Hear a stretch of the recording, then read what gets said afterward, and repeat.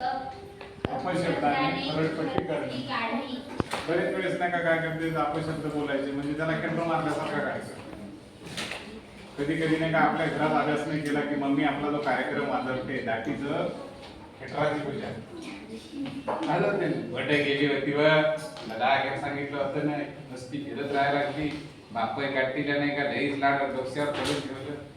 असला शब्द म्हणजे मम्मी खेटराला पूजा करायची. खेटर हातात नाही पण अपशब्द तिथे खेटरासारखेच असली पूजा गावाची पप्पा की परी ते कधी कधी होते ना. त्यानंतर बघा असा एक शब्द अजून आहे तिचा गर्भश्रीमंत. गर्भश्रीमंत गर्भ काही काही जणीला वाटत असतात जन्मापासून श्रीमंत म्हणजे काय मम्मीच्या पोटातून सोन्याच्या खांडी हे खाणीतून आली असं नाही. गर्भापासून खेळीतून असलं नाही. गर्भश्रीमंत म्हणजे काय बुवा त्याचा पप्पा लँडलॉर्ड आहे. लँडलॉर्ड अदानी अंबानी बम खूप जमीन आहे त्याच्या प्रॉपर्टी आहे लय लय म्हणजे लय याला म्हणतात गर्भश्रीमंत. म्हणजे कसं हे पोटात राहिलं तेव्हाच त्याला प्रोटीन व्हिटॅमिन काजून बदाम काय काय काय काय त्याला ते काय म्हणते ते किती मजल्याचं नाही का घर राहायला जायला याची ट्रीटमेंट जर करायची असेल तर गर्भापासूनच अमेरिकेत UK मध्ये दाखवायचं. 6व्या महिन्यात काय चालू आहे 7व्या महिन्यात किती उड्या मारायला लागलं 8व्या महिन्यात म्हणतात बॉक्सिंग खेळायला की नाही 10व्या महिन्यात नाही का ब्रुसली झाला का काय 9व्या महिन्यात असला कार्यक्रम म्हणजे लहानपणापासून त्याची लई सोय म्हणजे बाप एवढा श्रीमंत तुम्ही विचारच करू त्याला म्हणजे लहानपणा आले की सोन्याचेच कपडे एवढा श्रीमंत बाप असलं आपण सपनात जाऊ नका. जरा आता घ्या जरा असं ना घ्या पाठीमागे घ्या. ओके गर्भश्रीमंत कोणाला म्हणतात कळलं. जन्मापासूनच त्याचा पप्पा मम्मी लय म्हणजे अति श्रीमंत. त्याला काय म्हणायचं कसा श्रीमंत म्हणायचं कळालं. अजून गंगा आणि गंगा आणि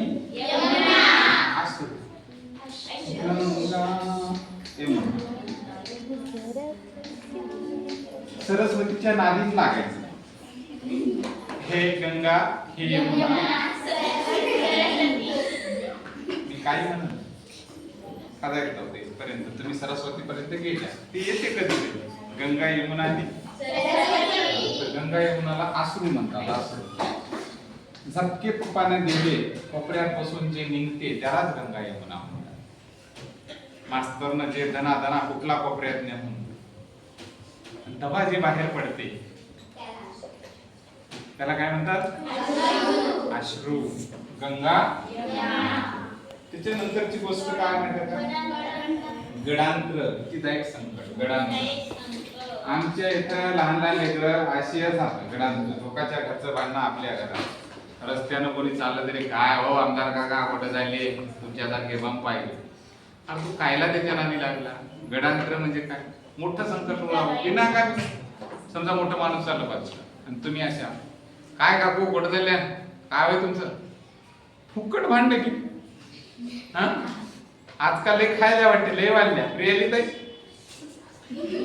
फुकटच भांडण काही घेणं देणं म्हणजे घेणं देणं कसंच नाही. तरी आम्ही काय म्हणतो लोकांच्या भांडणं आमच्या मुलावर आणली मग बाप निस्तारायला कोण मम्मी पप्पा आपल्याला कुठल्यावरून तेच नंबर येते.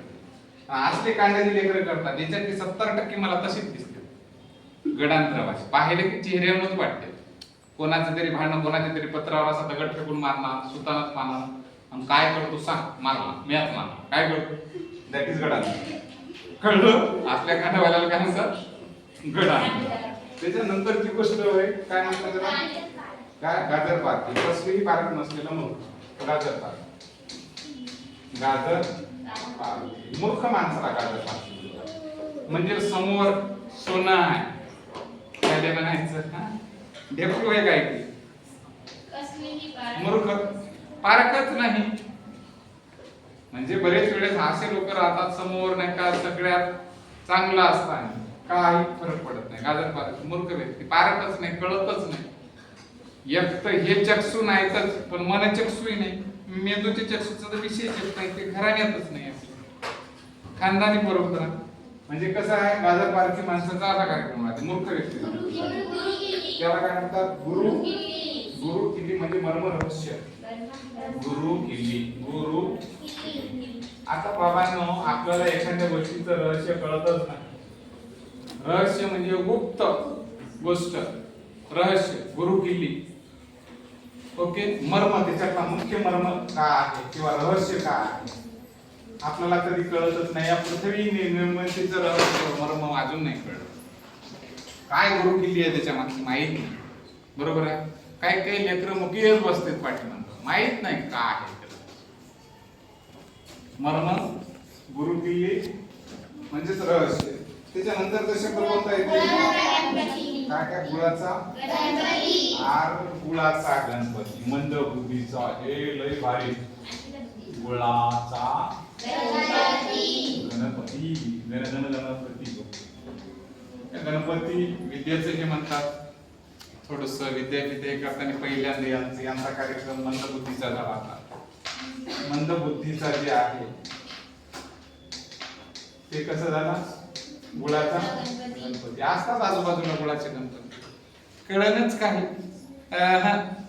समजून सांगितलं 2 आणि 2 किती, 5 सर, 5 किती, 5. त्याला किती खेप सांगा, 4. नाही सर, का 5 हे होतं गुळाचा गणपती. मंदच बाडच नाही.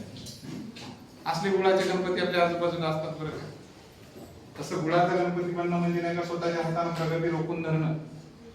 बरेच शिक्षणाच्या बाहेर असणारे लोक गुळाच्या गणपतीचं कोणीही सांगितलं हो बा, त्याचं नाव मला काही काही लोकांचं असं वाटते, त्याचं नाव काय ठेवा माहिती आहे. काही काही लोक नाही का समजा काय त्याचं नाव ठेवा हो बा, कोण काही म्हणतं की होच म्हणते हो बा. हे होतं गुळाचे गणपती. घरात मंद बाहेर कोण. तुम्हाला माहित आहे पाकिस्तान आपल्याच बाजूला राहते. इथं जाता नाही का मी काल नाही का आपल्या गावाच्या बाजूला दिसायला लागलं. हो मी एखादच पाहिजे. हो हो बा. तुम्हाला माहित आहे का होते काल नाही का डायनासोर आलते होते आपल्या शेतात नाही का चरून घेते गेडे. ते काय होतं ते लक्षात ठेव नाही. हो तू म्हणायचं गणपती आपलं काय म्हणते ते कावळा आपलं सॉरी हत्ती उडते का, हो कालच पाहिला तू म्हणली ते बरोबर. हे लक्षण कोणाचं आहे, हो बा. याची बुद्धीच वाढली नसते. हे कोण राहतात, गुळाची. सगळं वाक्य म्हणायचं हा, तुम्ही काही गहाळ करायचं नाही. कशाचे गणपती होते, वाक्य पूर्ण म्हणायचं. कसं, मधात काही डिलीट करायचं नाही. मंद बुद्धीच्या लोकांना काय म्हणतात,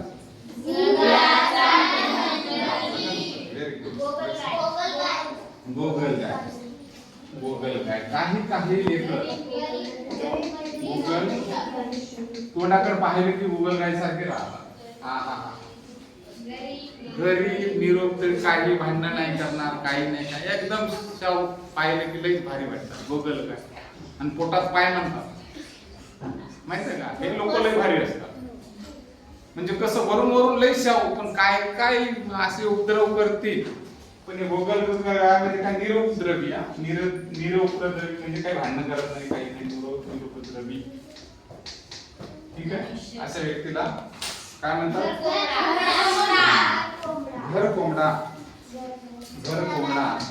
आता या घर कोंबड्या लक्षात ठेवा, कधी कधी 2 अर्थ निघतात. मला काही वेळेस हे शब्द फार प्रिय आहे, लईच आवडतो. पण घर कोंबडा कसा घरातल्या घरात राहतो, जर अभ्यास करत असेल तर ठीक आहे. घर कोंबडा एखादा सायंटिस्ट आहे, रिसर्च करायला लागला, ठीक आहे, आतल्यात राहतो, बरं का माहिती. एका जागी कॉन्सन्ट्रेशन. मोकाट फिरायला लागलं तर मोठं मोकाट फिरायला म्हणजे गावावर फिरायला लागलं. हा, आणि विचार घरात बसून अभ्यास करायला लागलं तर घर कोंबडा आहे. हो म्हणजे लोकांचं इकून बी डबल स्टँडर्ड, दोन्ही करून मारताय.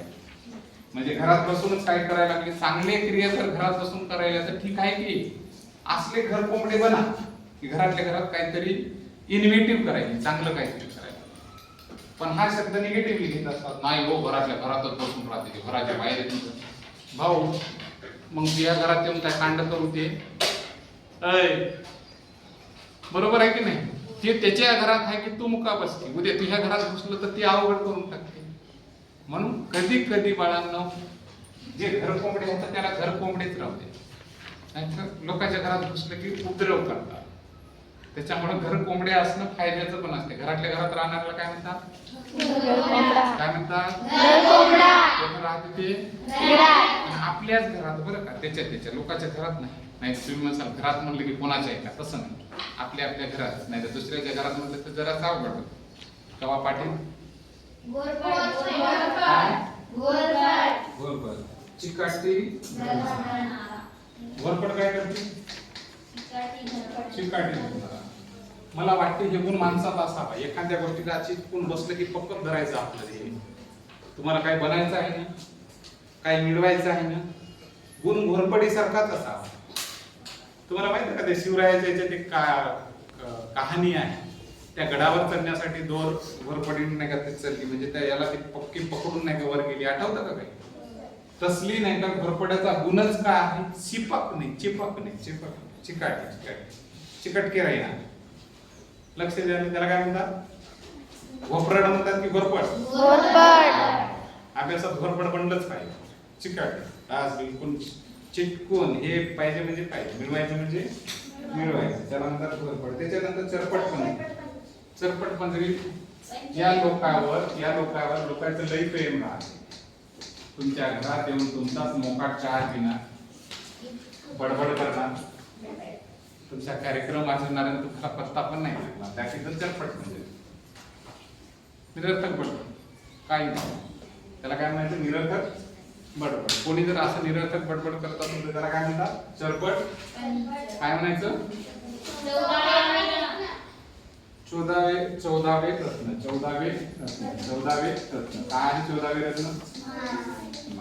तुमची मम्मी बाळांना तुम्हाला कधी 14वे रत्न देते. पप्पा जरासे टाळतात, पप्पा की परी होईस ती, पण मम्मी 14वे रत्न कधी कोणाला भेटते? 14वे रत्न भेटते की नाही? केले नाही भेटत? भेटते की नाही? हो की नाही? नाही भेटत. 14वे रत्न बरे हुशार असतात. ठीक आहे. त्याच्यानंतर काय? 36चा आकडा. 36चा आकडा असा राहते. याला म्हणतात शत्रुत्व. याचं बूड याच्याकडे आणि याचं बूड याच्याकडे, तोंडच पाय नाही. पुचकाडे एकामेकाच्या विरोधात. माहिती रे को देखून का तू तिकडं मी तू तिकडं मी इकडे. इसको बोलते का? कवा याचा 63 केलेला बरा राहते. मैत्री. हे काय आहे? शत्रुत्व म्हणजे काय? 36चा आकडा. ठीक आहे. दुसरा एक शब्द जमदग्नीचा अवतार. जमदग्नी ऋषी होते. जमदग्नी भाऊ लईच रागीट होते. ऋषी होते तर होते. कार्यक्रम लई जणांचा वाजवला म्हणजे पुराणात. कोणाला उठलं की सुटलं, राग आला, तुझं सगळा सत्यानाश, ही सगळी खानदान मरून पडो. ह्या आख्या नाही का 50 पिढ्या अशा सत्यानाश वाटला पाहिजे. ऋषी कोणाच्या याच्यात याचा कार्यक्रम तोच अख्ख्या खानदानीची वाट लावायचा. आणि एवढे श्राप, सिरियस श्राप दिलेले होते यानं. आराला वाट लावली लोकांची. याच्या नादीच लागू नाही. तपश्चर्या केला आणि त्याला होतं सगळं. म्हणलं याचा असं होत तसंच व्हायचं. म्हणून हे जमदग्नीचा अवतार त्या ऋषीवरूनच नाव दिलं. त्याला म्हणतात काय? रागीट किंवा राग. काय म्हणतात?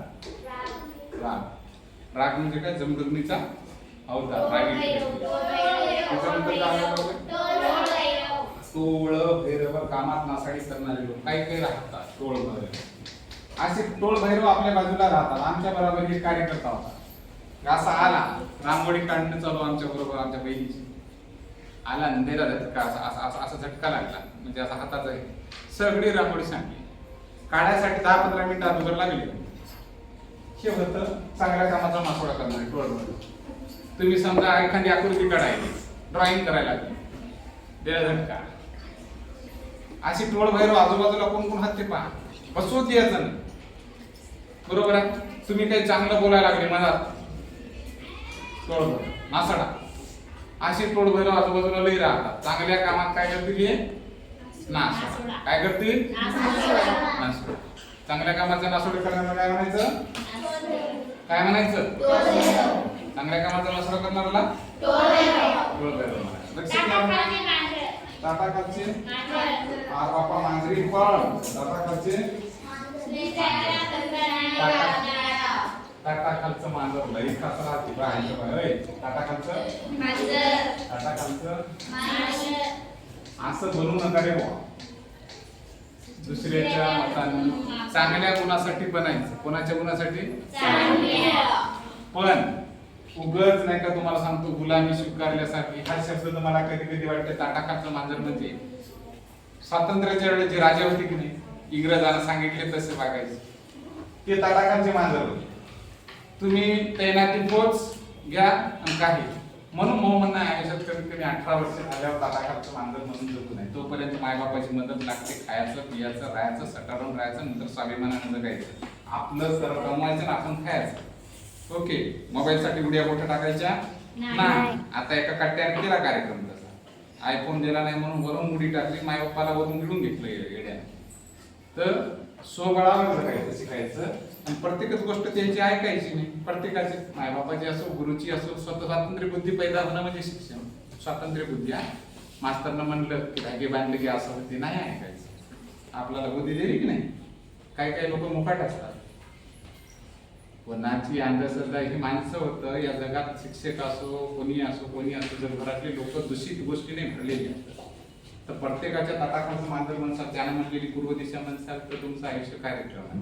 तुम्हाला जर खरंच काही बनायचं असेल तर स्वातंत्र्य बुद्धी पैदा करा. शिक्षणाचा खरा अर्थ होते स्वातंत्र्य बुद्धी पैदा करणं. जर अशी निर्माण होत नसेल, तुमच्या शिक्षकांना फक्त काय माहिती का, तुमच्याकडे कागद आहे, एक कागद आहे सर्टिफिकेट. मी शिकलो 10 पास झालो, 12 झालो, BSc झालो, MSc झालं, काय झालं माहिती. स्वातंत्र्य बुद्धीच नाही, गुलाम अवस्था राहते लोकांच्या. कोणाचंच नाही ऐकायचं. त्याच्यानंतर ताटाखालचं मांजर म्हणून जगायचं का नाही. ताटाखालचं मांजर म्हणजे दुसऱ्याच्या यानं जगणार. लक्ष द्यायला लागतं. त्याच्यानंतर काय म्हणते त्रिशंकू म्हणजे? त्रिशंकू म्हणजे आता त्रिशंकूचा अर्थ इकडे बी नाही तिकडे बी नाही. आता एक समजा मला नाही काय घर असंही बांधता येईल ना असं येतं. कुठं पाय याचा चौकोन करतो म्हणतो काय आहे का? इकडे कोपरा निघला, इकडे असं निघलं, इकडे हे निघलं.